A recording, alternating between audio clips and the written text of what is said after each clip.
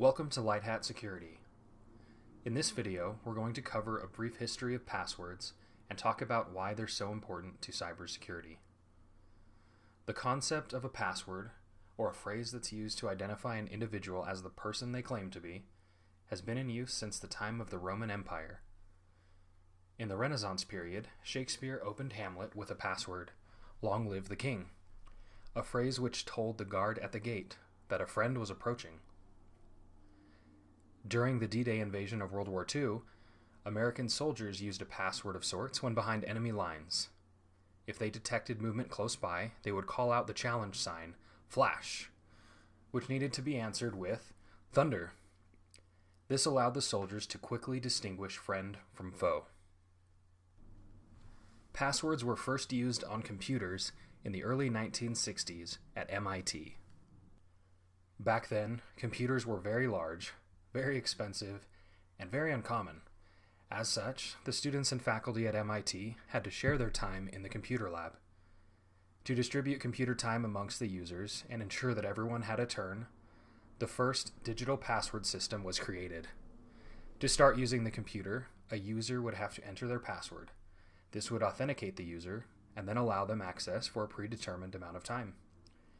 Computer technology has come a long way since those days, but we still use passwords for the same purpose, to prove that we are who we say we are. This concept we've mentioned, authentication, is one of the fundamentals of cybersecurity. People are able to prove that they are who they say they are in three ways: with something they have, something they are, or something that they know. An ID, or some other type of physical key or pass, is something you have. A fingerprint or eye scan is something you are. And a password or security question, like asking you the name of your first pet, is something you know. All three of these are used in digital authentication, but passwords are by far the most common. Why is authentication important? Well, imagine trying to run an online store, such as Amazon, without being able to tell that your customers are who they say they are. And then you somehow have to keep track of who's actually paid for their orders. It would be next to impossible. Now imagine you purchase something from an online store.